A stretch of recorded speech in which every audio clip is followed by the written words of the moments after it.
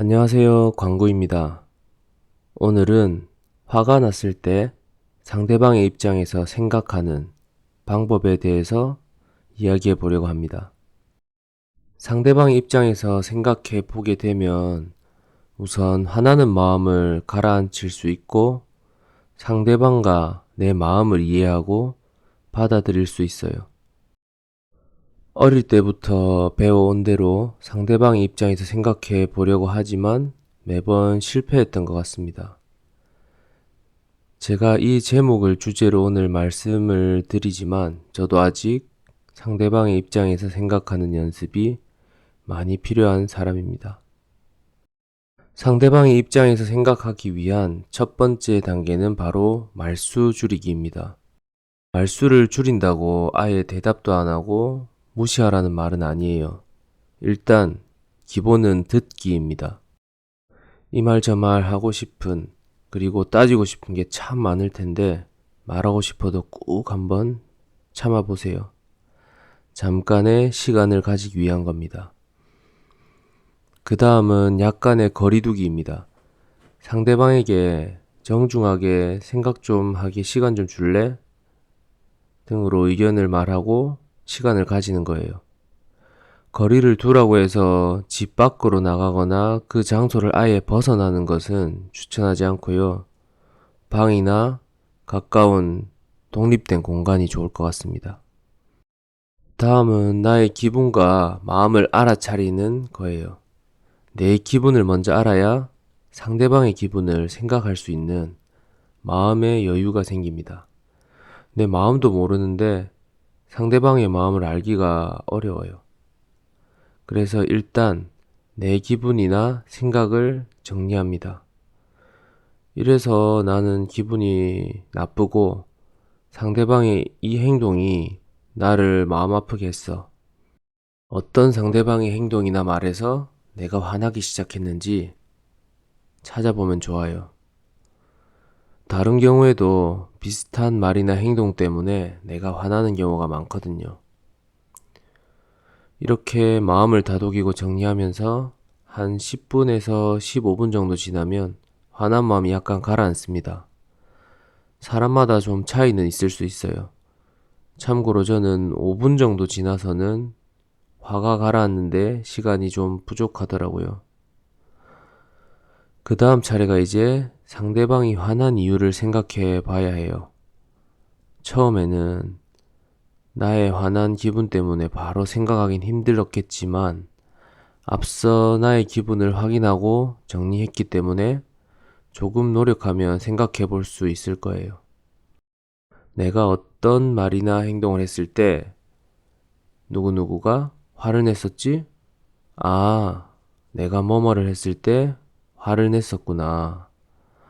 뭐뭐를 하면 화가 날 수도 있겠구나.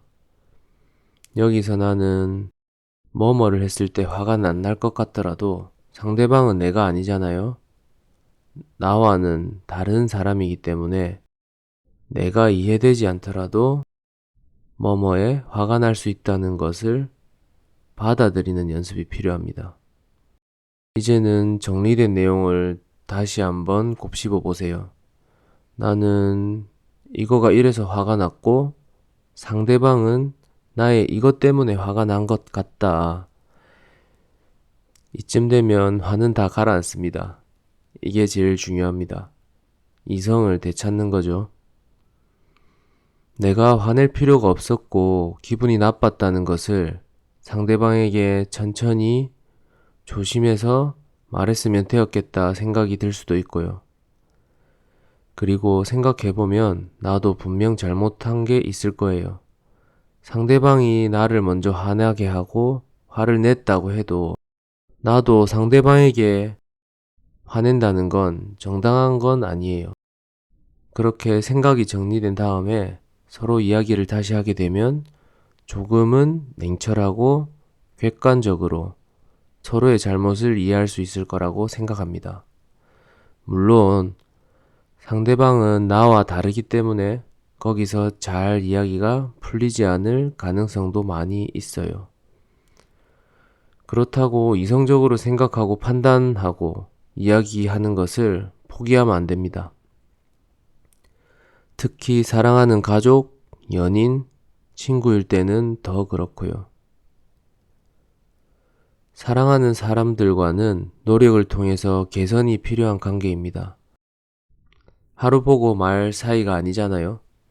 그리고 대부분 부부, 가족, 연인, 친구 사이에도 비슷한 것들로 싸우게 됩니다.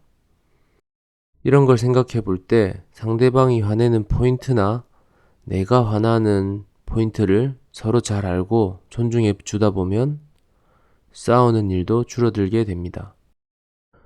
물론 상대방이나 내가 잘못돼서 고쳐야 되는 부분이 있을 수 있겠지만 그걸 굳이 싸우면서 상처 주면서 얘기해 줄 필요는 없어요. 그리고 내가 먼저 고치고 참는다고 생각해야 그 마음이 상대방에게도 전해진다고 저는 생각합니다. 상대방 보고 이걸 왜 안 고치지 하면서 이야기하거나 생각만 하더라도 다시 옛날처럼 싸우고 지지고 볶고 하는 관계로 돌아갈 수 있어요. 제가 쓸데없는 말도 많이 했지만 사랑하는 사람들과 행복하게 살기 위해서는 꼭 필요하고 넘어서야 하는 어떤 단계 같은 게 아닌가 생각합니다. 저도 당연히 이것 때문에 힘든 시기가 있었고 지금은 잘 넘어섰다고 생각합니다. 오늘 준비한 이야기는 여기까지고요. 지금까지 들어주셔서 정말 감사합니다.